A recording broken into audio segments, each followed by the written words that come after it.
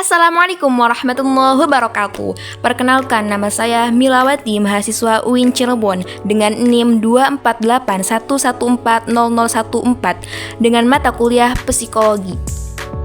Pada kesempatan kali ini, saya akan memaparkan materi dengan judul Psikologi Pembelajaran. Pengertian psikologi pembelajaran. Psikologi pembelajaran merupakan cabang ilmu psikologi yang mempelajari tentang bagaimana manusia belajar. Di balik setiap proses pembelajaran yang terjadi, terdapat beragam faktor psikologis yang memengaruhi cara individu memperoleh, menyimpan, dan menggunakan pengetahuan baru. Memahami psikologi pembelajaran menjadi penting dalam merancang metode pembelajaran yang efektif dan efisien.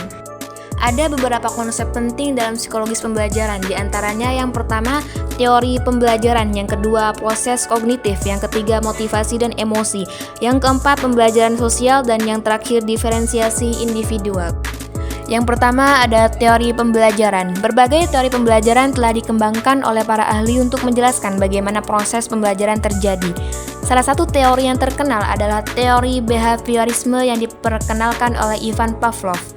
Menurut teori ini, belajar terjadi melalui respons terhadap stimulus eksternal dan penguatan atau hukuman. Yang kedua, proses kognitif. Pemahaman proses kognitif individu dalam memproses informasi menjadi kunci dalam psikologis pembelajaran. Proses-proses seperti perhatian, pemahaman, ingatan, dan pemecahan masalah memainkan peran penting dalam membentuk bagaimana individu belajar.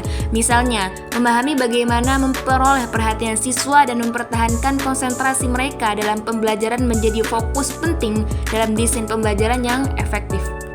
Ketiga, motivasi dan emosi. Motivasi dan emosi juga memainkan peran krusial dalam pembelajaran. Teori motivasi seperti teori hierarki kebutuhan Abraham Maslow dan teori self-determination Edward Deci dan Richard Ryan menyoroti pentingnya pemenuhan kebutuhan dasar dan rasa otonomi dalam memotivasi individu untuk belajar. Emosi juga dapat mempengaruhi proses pembelajaran.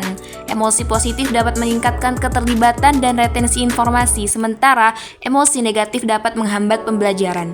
Yang keempat, pembelajaran sosial.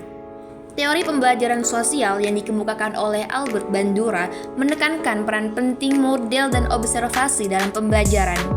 Meniru perilaku orang lain, menerima umpan balik, dan berpartisipasi dalam interaksi sosial dapat membentuk proses pembelajaran individu. Oleh karena itu, kolaborasi dan interaksi antara siswa menjadi aspek penting dalam desain pembelajaran yang efektif. 5. Diferensiasi individual. Setiap individu memiliki gaya belajar, kebutuhan, dan preferensi yang berbeda.